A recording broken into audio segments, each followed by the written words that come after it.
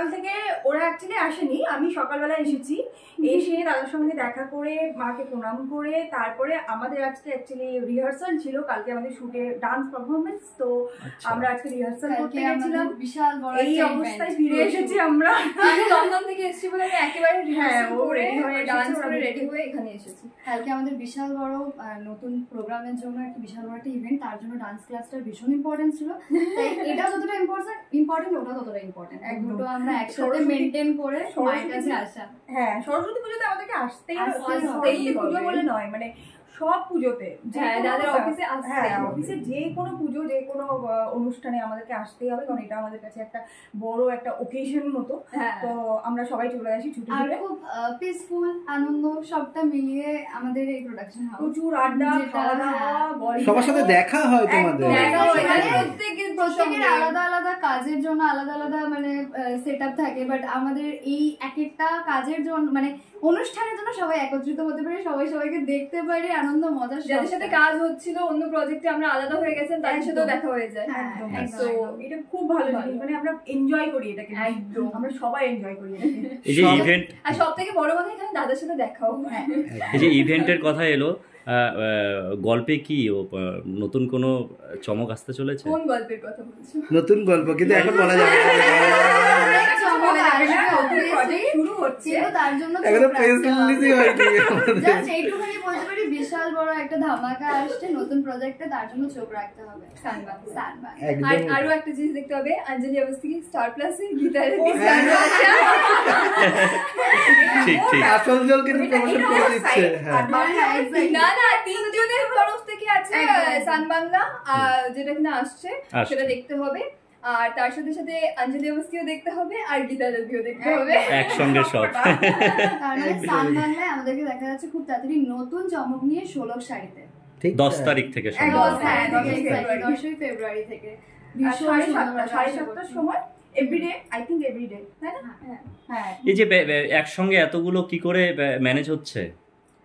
কাজ তো কাজ করতে পারলে না ভীষণ আনন্দ হয়, তখন না ম্যানেজেবল এমনি হয়ে যায়। বাড়িতে একদম বসে থাকতে পারি না, মানে ঘরে বসে থাকা চাইতে কাজ যখন আসে সানডেও কাজ করতে হয়। সানডে আমি বলি যে সানডে কেন দাদা, সানডেটা ফ্লোরে যতক্ষণ, বাট সানডেও কাজ হলে আমি খুশি, প্লিজ আমাকে কাজ দাও, আমি এভরিডে কাজ করতে চাই। যতক্ষণ না আসছে ওই অ্যাকশন কার্ড একটা আলাদা ফিল পাওয়া যায়।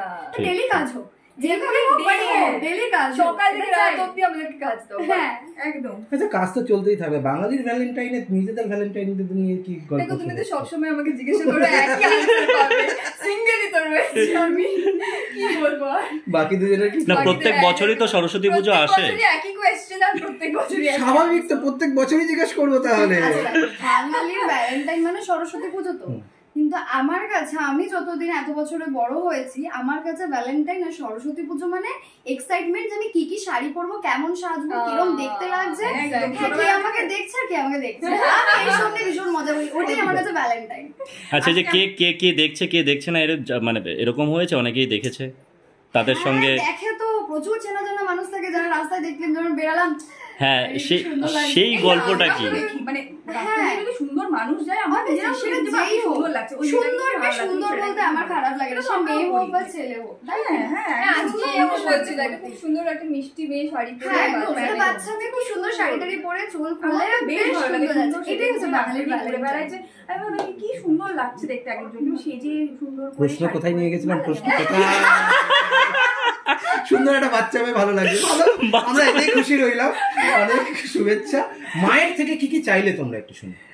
যেন আগে এবছর যেন আরো অনেক ভালো ভালো কাজ করতে পারি, দাদার আশীর্বাদে, মায়ের আশীর্বাদে, দাদার আশীর্বাদে, যেন আরো ভালো ভালো প্রজেক্ট করতে পারি, আরো ভালো ভালো কাজ করতে পারি, দাদা যেন সুস্থ থাকুক, এটাই কামনা করি। একদম একদম। মায়ের কাছে সারা জীবন একটাই প্রার্থনা, ছত্র ছায়াতেই থাকতে চাই, সবাই যেন খুব সুস্থ থাকে, দাদার হাতটা থাকবে, এইটা আমরা চাই। দাদাও যেন সুস্থ থাকে, দাদা আরো ভালো কাজ করুক, আর আমাদের সাথে আরো ভালো ভালো কাজ আসুক, যাতে আমরা দর্শকদেরকে উপহার দিতে পারি। দাদা যতদিন আমাদের মাথার উপর হাত রাখছে, আশা করছি আমরাও আরো ভালো ভালো কাজ দিতে পারবো দর্শকদের জন্য, কি তাই তো?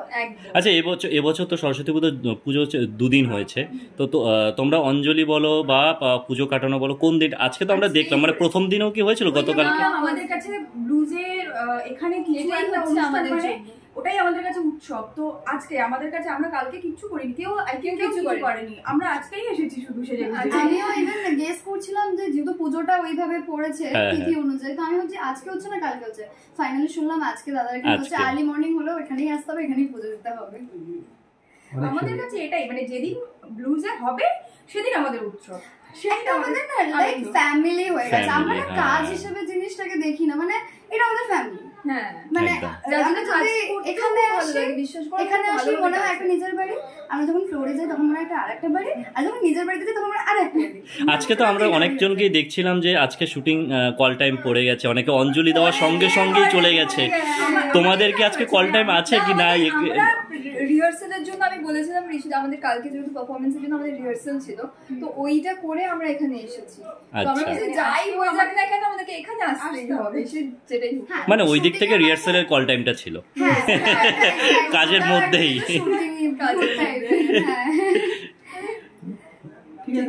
ওকে, চলো, শুভ সরস্বতী পুজো, তোমার সরস্বতী পুজো, আর শুভ হ্যাপি বাঙালিদের ভ্যালেন্টাইন্স ডে।